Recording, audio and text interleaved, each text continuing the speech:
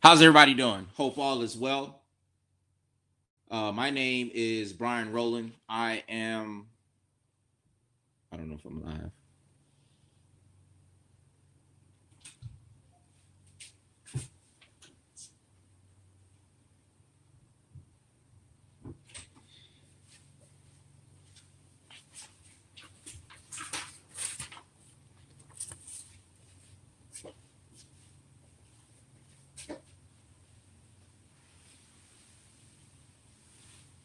How's everybody doing? I will assume that I'm live.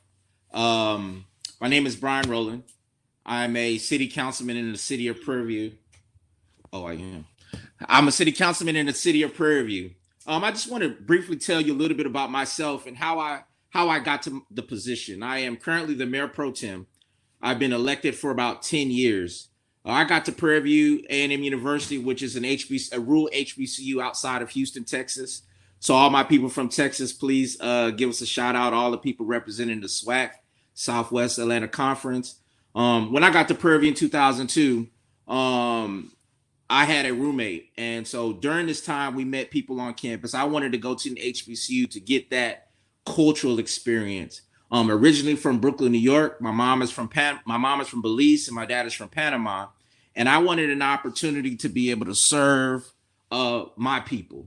My father was in the Army for about 34 years. So I've traveled the country with a heart of service. In 2003, myself and several of my friends received a letter from District Attorney Oliver Kitzman. And he was a district attorney in Waller County. And in this letter, it threatened students with the potential possibility of going to jail if they voted, right? So we thought this was strange. We didn't think that many other students would kind of have received this type of letter. And so from that, we organized around that Christmas break. And from that time, we devised a plan. We devised a plan during MLK's birthday. So we marched about 8,000 people down Highway 290. We didn't tell them how long it was. It was 7.5 miles from Prairie View, where Prairie View A&M University was, to Waller County Courthouse.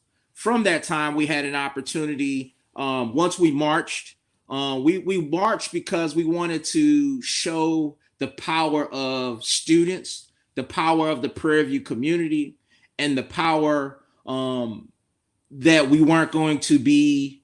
We weren't afraid of what Waller County District Attorney was doing to threaten students' right to vote. In that year, myself and three other students who were part of the NAACP at that time filed a lawsuit against District Attorney Oliver Kitzman. Right, this was filed with the Legal Defense Fund, People for the American Way, and a Lawyers Committee on Civil Rights. And with this lawsuit, this kind of helped to establish kind of things that were going on in our community. So let me set a backdrop. How many of you know the right for students to vote where you go to school? This court case went to the Supreme Court in 1978. And this was from Prairie View. So Prairie View has not just made history. Prairie View's history in voting is steeped for everyone's right. Every college student in America, rights were codified by the order of 1978, which there were several lawsuits. You have the U.S. versus Texas. You have Sims versus the U.S., which are legal cases that went to the Supreme Court in reference to students' right to vote. Fast forward, we've had several attempts for Waller County to disenfranchise Prairie View A&M University students, which again is an HBCU within a rural community outside of Houston, Texas. And so once we had this thing happen to us, we really didn't create our narrative as students, right? We had many people pulling at us at different directions, but what we did is we gained our footing by empowering and engaging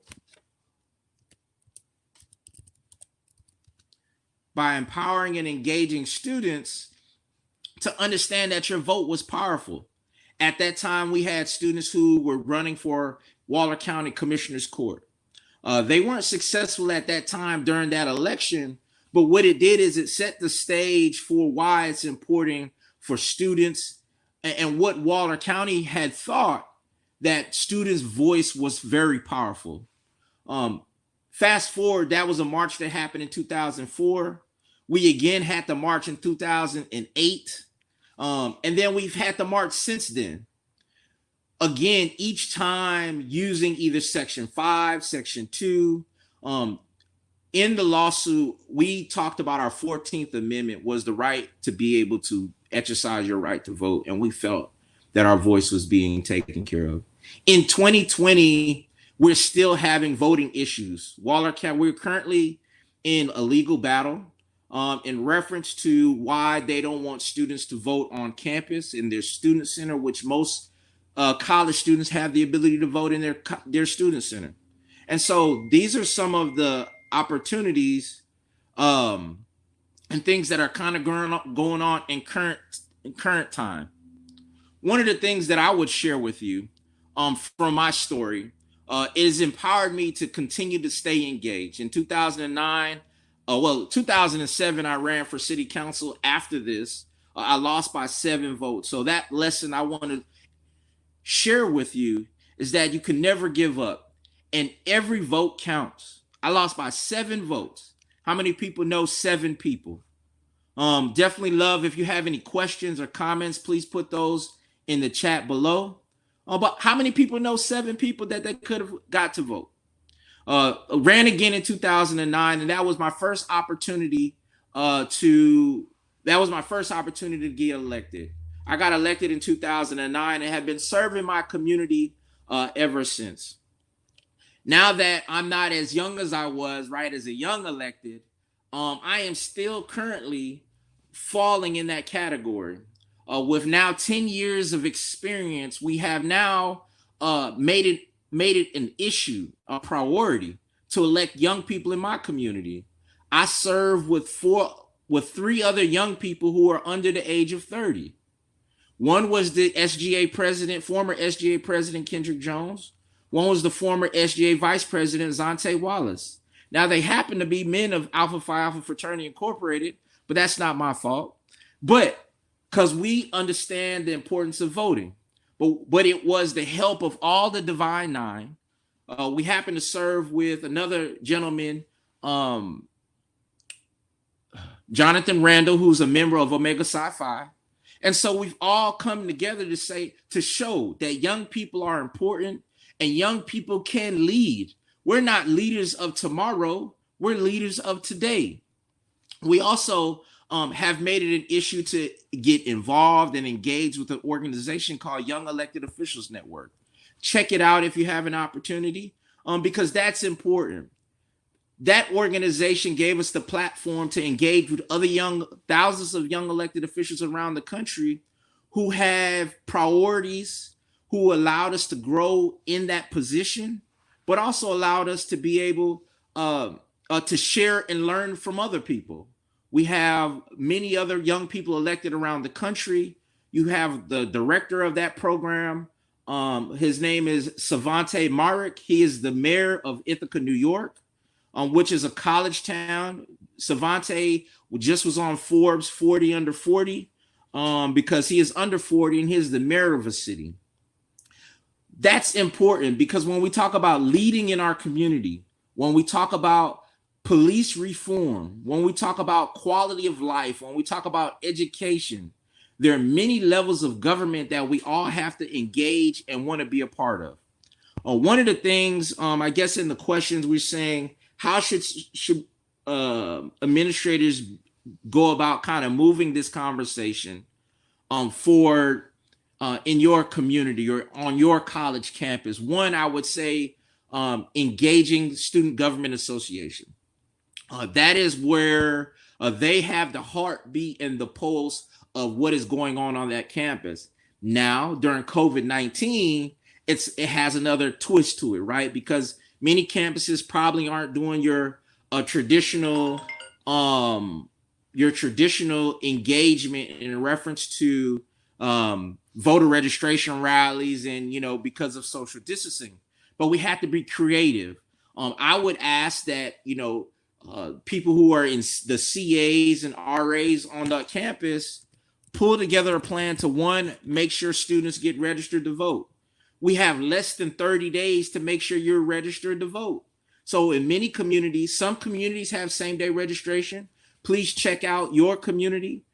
In Texas, you have to be registered 30 days prior to voting election day. And so we have less than 3 weeks to make sure that you get registered. You have to be deputized to register other people. And so, one, what is your campus strategy to make sure that you have other students helping other students?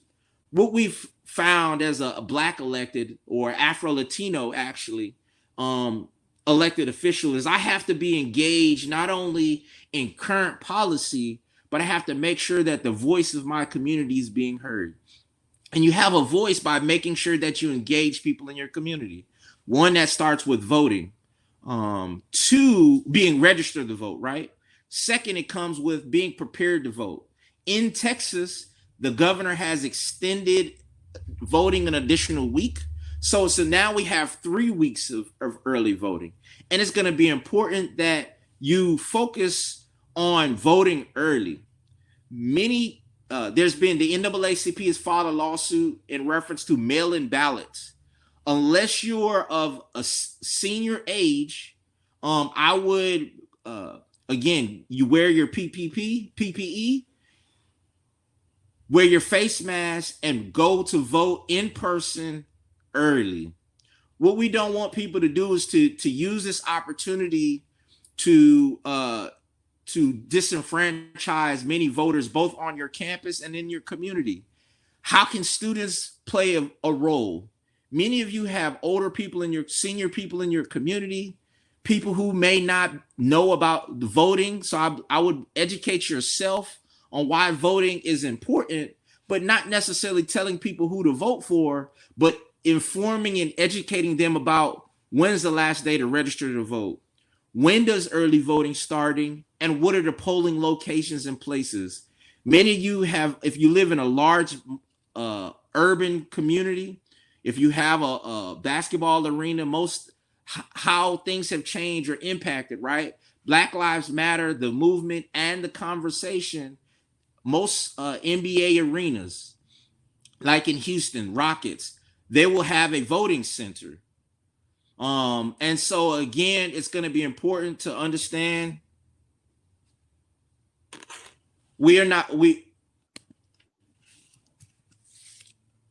how you doing, Anthony? How you doing, Mayor? Not too bad. Not too bad. I was working on this show alone. I'm glad you can join us. First, introduce yourself. Okay. I'm Representative Anthony Daniels from the great state of Alabama and a two-time graduate of Alabama A&M University, who I understand is the host of this wonderful summit. So I just want to thank them and thank the leadership and really thank you for your leadership, Brian, and what you're doing to really change the world. Well, thank you. I appreciate that. Well, I guess I didn't get to say that I'm a 3-time graduate in HBCU. I have a master's, MBA, a master's community economic development, and I got my PhD in 2017 in educational leadership from Prairie View A&M University. Okay, don't come down this step. Yeah. Go ahead. No, you go ahead, sir. So in the conversation, I'll give you an opportunity to kind of tell your story from how you became elected, kind of that process. So I was just kind of talking through that. So let's go ahead and get into it. Okay, thank you. First of all, my upbringing was very different than most, but more comparable to that of my parents and grandparents. I was raised primarily by my grandparents since I was 2 months old in a small rural community in southeast Alabama, Midway, Alabama, and grew up on a small farm and really lived a very tough and rough life growing up that really focused on hard work and really grew up in the church like most of us have. And so, I grew up with this understanding of how things were from my grandparents' perspective versus my parents' perspective, which helped me grow an appreciation for voting and the impact of voting at a very early age. Like many young people, I thought that athletics was my ticket out of my community to the rest of the world in order to give back to my community. I've been 6'3" since seventh grade.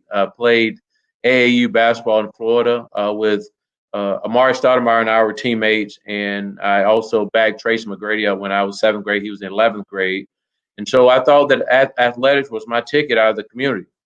But I ended up tearing my ACL. I tore my ACL as a sophomore in high school, was ranked in the top 10 in the country, and committed to Auburn to play basketball. But life had a different route for me, and so that's when I started to focus more on academics. And so I ended up going to Alabama A&M University. And once I got there, on our HBCUs, it's like a home away from home. Whether it's the custodial staff or whether it's the support staff, whether it's the dorm counselor or even professors, they treat you like you're one of their own. And so as a young Black male in an environment growing up, being raised primarily by my grandparents, this was like a home away from home for me.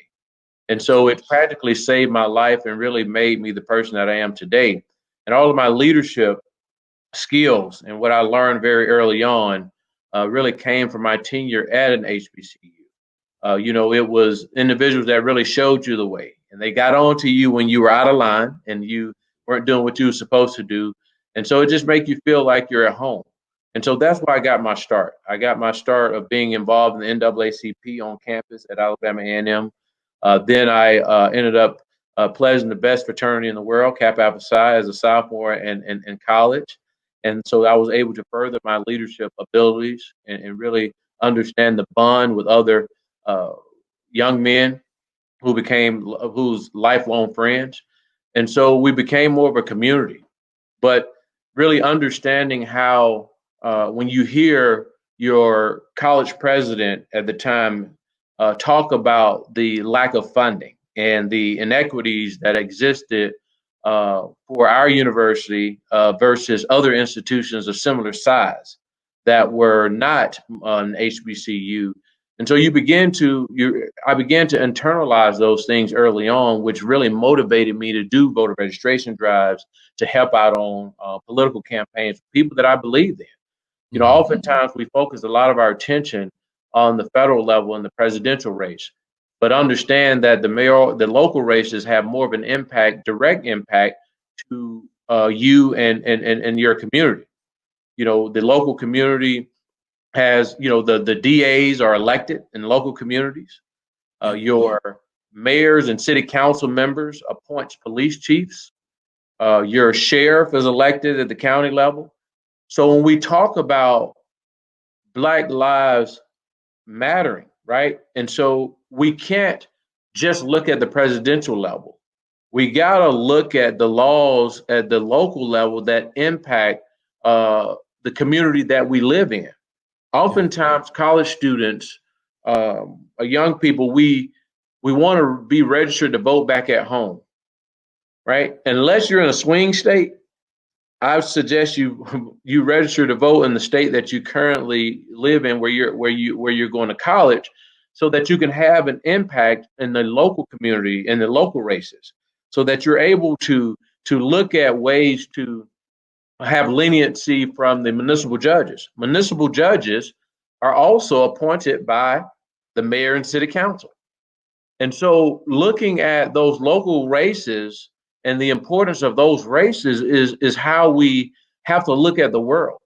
Because right in our community, when you talk about a police officer stopping and harassing you, or you're talking about a local bar that won't let you in because you feel that they're discriminating against you, or you're talking about local ordinances that impact zoning and other things that stifle growth in and around the campus that you're on, or you think about the roads that you're riding on each and every day, or the apartment that you move to within that, that's close to campus. All of those things are impacted by your local government. And so being able to make that connection and draw that conclusion and really say, okay, here's how the local community impacts what we do each and every day. And so back to my career and how I got to where I am is I was elected state president for the Student Alabama Education Association. I was a teacher in training. And so I was elected at the state level. Then I was elected on the national level, where I was the first African American male elected chairman of the National Education Association when I was 23. And so I had to move to Washington, D.C. and work with individuals like Christina and Black Youth Vote and other organizations on college access and affordability. And so we built a coalition of student organizations from around the country around that particular issue, not necessarily around party, but around an issue that impacted the lives of individuals like myself who was going into a public service career like teaching. And so a year and a half into my term, the College Cost Reduction Act passed and was signed into law by President Bush.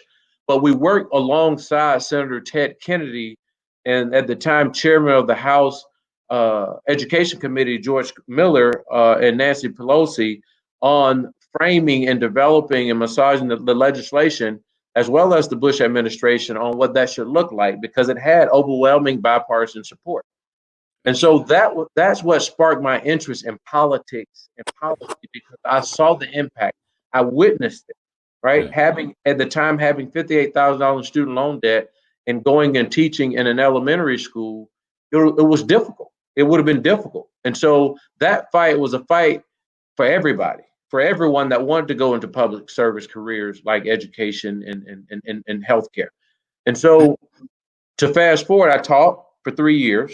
I taught on a public magnet school. I taught on a Title I school, and I taught on an Indian reservation before working for my alma mater, Alabama A&M, as a corporate and foundation relations officer. So I know two things. So I know you may know Don Calloway and you may know Mandela Barnes. Mandela and I are part of the same fraternity. I wouldn't say I pledged him, but I would just say that we're part of the same fraternity. Well, they're good graduates from Alabama A&M. I know, but they're good people who've done great things. And they're great Kappas too. They are. You missed the part where I said on city council where I serve as the mayor pro tem, we have 3 alphas and an omega, on city council, and I try to make sure that in our community we work with the whole divine 9, but Absolutely. Members of Alpha Phi Alpha sure does lead in the political spectrum in Texas. So that's just one of the things, but that's okay. We're working together. One of the questions I have for you: how can elected officials offer allyship and support to students at HBCUs or in their local community?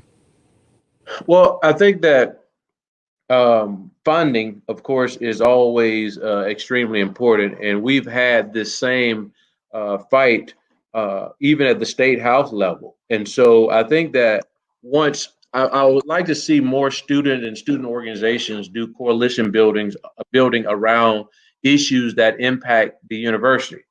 Oftentimes that when our universities are when there's a cut, it's the cut is felt a lot deeper for our institutions than it would be for majority institutions.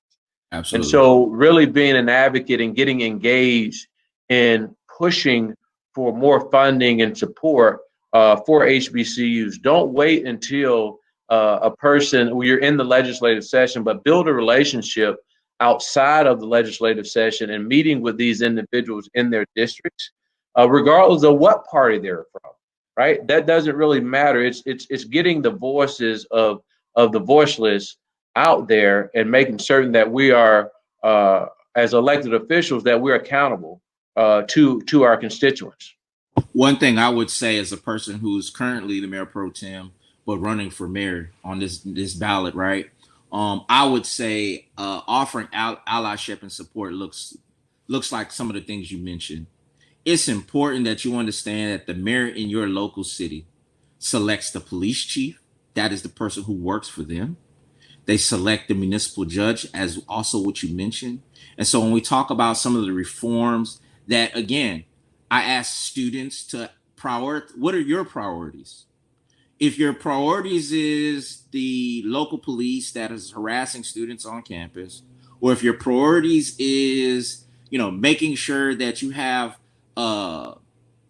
policies that are not punitive towards your local community, if those are your issues, if it's voting rights, prioritize those, and then look at who controls it, because you have your local politics, you have your county politics, and you have your state politics.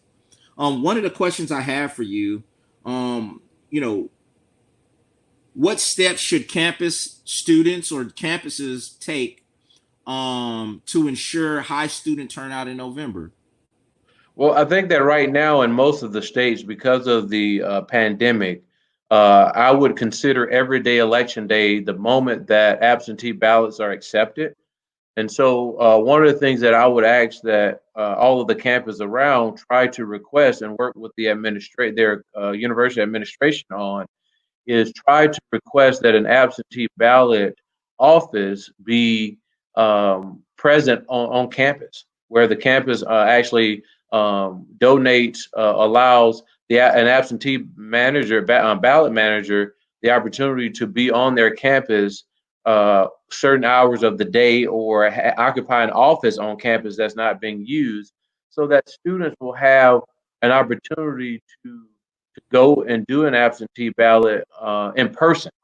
Yeah, It's very difficult to educate a person on how to on requesting a ballot, and then when you get the ballot, the ID requirements, all those barriers. So I would encourage, and if in fact you're unable to accomplish that, I would run a every day is voting day campaign with the hours of operations for the courthouse, so that students are able to go between classes downtown or wherever your location is to do an absentee ballot in person.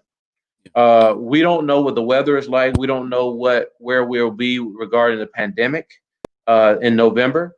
And so I think that it's easier and the easier process to run an every day is election day campaign as a form of early voting, especially in those states that don't have early voting. And so I would absolutely. encourage you to organize and do something like that, and really not give up, but increase participation and use other student organizations to get the word out. One of the things I would suggest is that they create something called what I call a voter rights teaching. And that's engaging. They can do it over an hour program, hour and a half program, where whether it be SGA organizations like Kappa Alpha Psi or Alpha Phi Alpha, who the Divine Nine focuses on voting, and being one of the keys requirements. You must be a registered voter. Um, Create a panel, like, right, panel discussion around history of voting and voting rights, current statuses of voting laws in your local community, a kind of a know your rights type of thing, and then your local election, the significance, who's on a ballot, and positions and candidates. I think it's also important that we have a non we have organizations that engage in the education of voting, and not necessarily party, right, nonpartisan. But we have to be key. So I call it a voting rights teaching. And then what you do is you couple that, what we call a call to action. That's making sure people who are registered to vote, you can get a copy of everyone registered in your county from the county currently right now, and that's free of charge. You can also commit to bring your friends or family to the poll. That's something that each student on who's watching us can do right now. And then maybe sign a pledge or petition to expand some of the local things going on in your area. And that takes a little more engagement. I guess one of the questions we have, another one of the questions is, how should administrators what should administrators be doing to help move the agenda forward around this topic? Well, I think that, in many of our HBCUs, you have a course that's called either survival skills orientation, a 1 hour course that's taught at the freshman year. I think this is the vehicle to use to start some of the education long term, so that it is institutionalized. where you're helping our students better understand um, what each branch of government, especially, but with a focus on local government, what impact they have, right? The state legislature focus on passing laws. And So, so I think that education piece is important. if you could, do you have a closing statement? I think we're about to move to the next piece. Well, no, I just think that, just continue to educate yourselves and educate the community, get engaged, and really hold your elected officials accountable. But let's do this not in just in the presidential year, but let's do this in every election. Hey, I will say, use something called power. Prepare, organize, educate, and results. Prepare is again preparing ourselves for in our community for the long haul, for social justice. Organize people on your students on your campus. Where plug in, identifying with local groups or activities, and educate yourself. Hold forums, engage in the community campus that will result in whatever it is you're trying to do. And so many of you students have been engaged around the country in some of the movements, whether it be Black Lives Matter or just in general around police reform or even education reform. So again, that's my statement. I use something called power, prepare, organize, where, educate, and results. Again, we still have time. I guess we're still on here. Do you have anything else? Anything last thing? Any shout outs you want to do to the many people watching from Alabama A&M?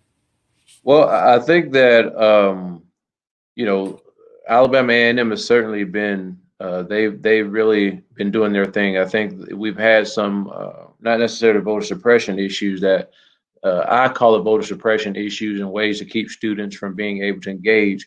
But Alabama A&M has been at the forefront of making certain that students and their partners, organizations that are coming on campus, are legitimate organizations. A lot of times we do voter registration for the sake of doing voter registration for an organization, but we don't really focus on making certain that there's someone that's accountable for once that ballot is turned in, that there's someone tracking that registration form, right? Absolutely.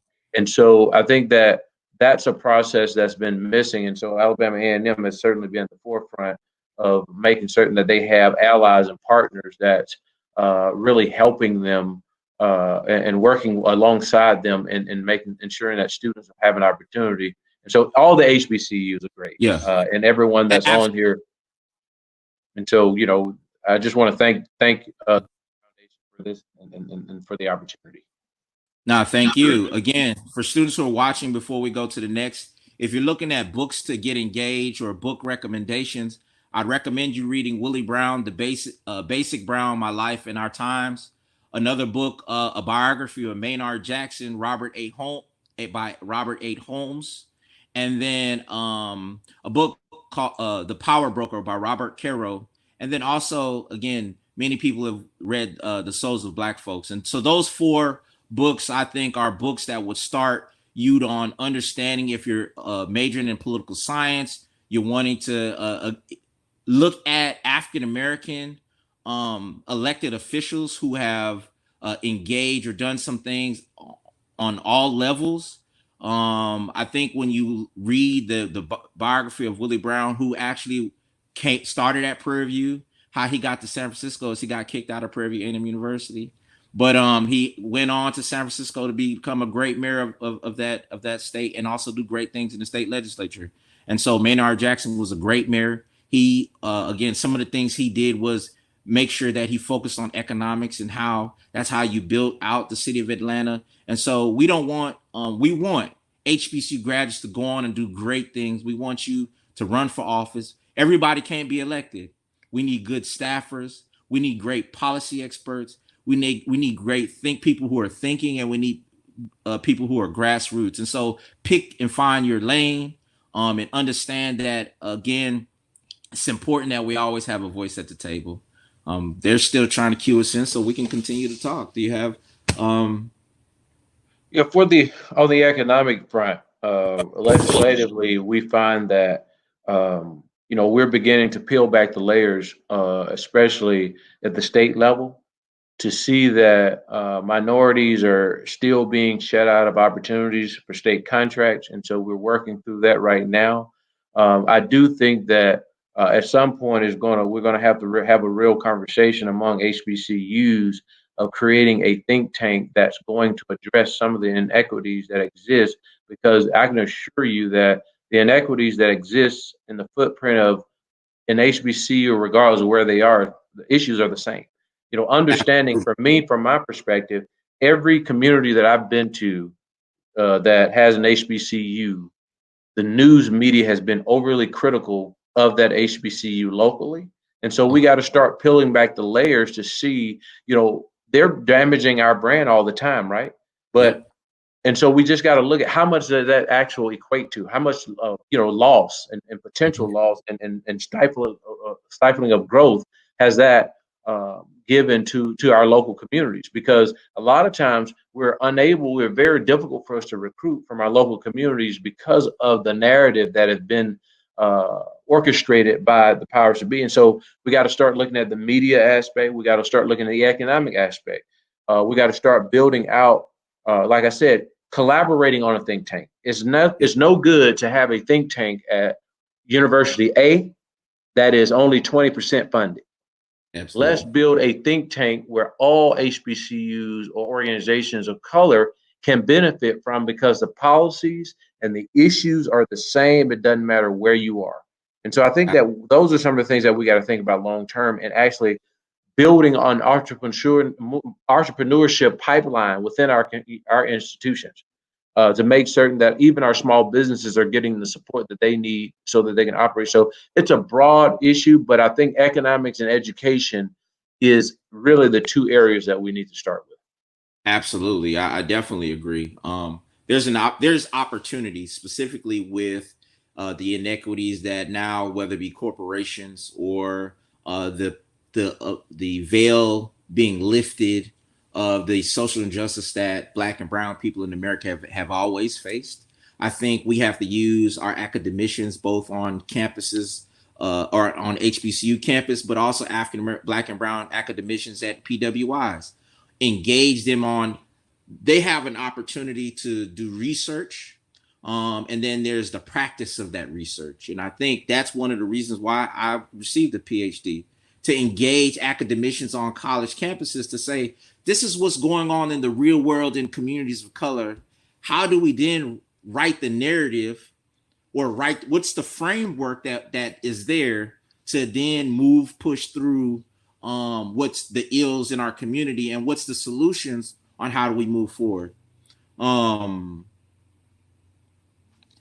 do we move forward that issue, right? And so if we have an inside outside game, when you look at all rural HBCUs around the country, then when you look at the national HBCUs or urban HBCUs around the country, you'll see, Howard University is in an urban center in a major city, just like Texas Southern University's a urban institution within a major city. But if you look at the surrounding environment of those communities, it has gone for far too long underserved. And so how do we engage not only the HBCU, right? Because we've always been underfunded, right? We can't ask an underfunded institution with underfunded resources to try to save an underserved community that's always been underserved, right? And so as elected officials, how do we use that frame? How do we use that frame to kind of move forward? And so so so on the economic perspective, as we close out, what are your thoughts as far as how do we engage HBCUs in the conversation of this inside outside game of, like, how do we engage making sure HBCU students getting interns and understanding what's going on in your office at the state legislature? How do we make sure that HBCU students are getting local experience to understand how does money flow and policies, and what would you suggest, or what would you say? I think integrating something in that 1 hour course, I mean, that every freshman has to take, and then offer some online opportunities for other student organizations. Maybe it becomes a requirement for student organizations to also, if we can kind of pare it down so that it's digestible, and that we're teaching them along the way, so that when they do get out of college, they'll have a leg up. Even financial literacy training, all of these things that are really not necessarily taught in high school, or maybe our parents didn't get a chance to teach us that as well. The other piece of this is HBCUs have to do a better job of running, or getting engaged in politics. One of the things that have been talked about often is that, like, when I go to the state capital, Montgomery, there are only three, if you count the state senator, three individuals that have graduates of Alabama A&M University. Alabama State has quite a few graduates, but we got to start as HBCUs playing a little bit more in the local politics that have impact, and so that we can have influence, and that will increase, improve the outcome. But just to leave you with that, with those thoughts. All righty. So again, my name is Brian Rowland. I'm the Mayor Pro Tem in the big city of Prairie View, Texas, and I attended Prairie View A&M University, class of 03, 05, 09, and 2017. And yourself? Graduate of Alabama A&M 2005, undergraduate. Had to move to DC, so I finished my master's in 2010. Again, thank you for allowing me to have this conversation with you, and we definitely need to connect. Even though you're a member of Kappa Alpha Psi, you're a good brother. And so again, the Divine Nine principles as far as leadership is always key and critical, and all organizations support voting and leading in the community as a context for who they are. Again, thank you for allowing me to have this conversation with you. All right, thank you for having me.